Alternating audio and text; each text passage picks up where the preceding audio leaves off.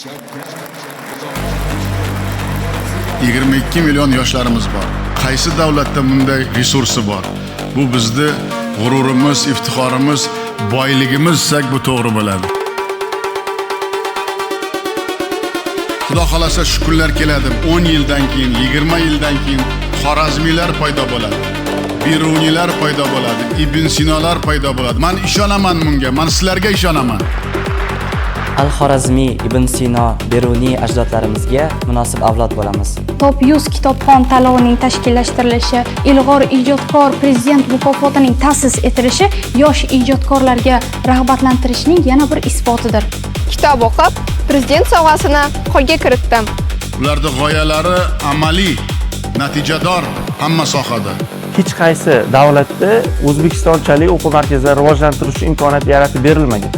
O'quv markazini kengaytirish uchun biz endilikda 300 milliongacha suda olish imkoniyatiga ega bo'ldik. 3 million nafar yoshga xorijiy tillarni bepul o'rgatib kelmoqdamiz. Bu esa hali boshlanishi. Biz erishgan barcha natijalarimiz siz boshlab bergan va qat'iyat bilan davom ettirayotgan islohotlaringiz natijasida bilamiz. Kasb hunar biz uchun eng muhim yo'nalishga aylandi, to'xtashga haqqimiz yo'q. Kelajakda kim bo'lasan desa, men o'zimiz startapimni qurib, kelajakda butun dunyoga sotaman deb maqsad qiladigan yigitlarni tarbiyalashga biz qattiq bel bog'laymiz, hurmatli do'stlar. Bularning barchasi O'zbekiston yoshlarini butun yer yuzida hech qanday cheklovlarsiz erkin qanot qoqish uchun. O'zbekiston Respublikasiga sadoqat bilan xizmat qilaman.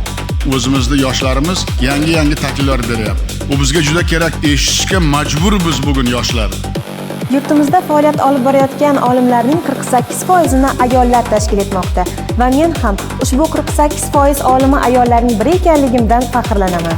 Oddiy qishloqdan chiqib Manaman degan Garvard universitetiga 100% grantga kirish, bu degani o'zbek millati, o'zbek qizi nimaga qodir ekanligidan dalolat. Mening maqsadim O'zbekistonga birinchilardan bo'lib Nobel mukofotini olib kelish. Nobel laureatlari bilan gaplashish oson bo'lmaydi kelajakda. Yangi O'zbekistonga yangi g'alabalar yarashadi. Biz shunday adovatli yilning baxtli jazlarimiz. Sizlar ilm oling, yangi g'oyalar bering, kashfiyot va loyihalarni qiling, izlanish va harakatdan charchamang. Men sizlarni doimo qo'llab-quvvatlashga tayyorman.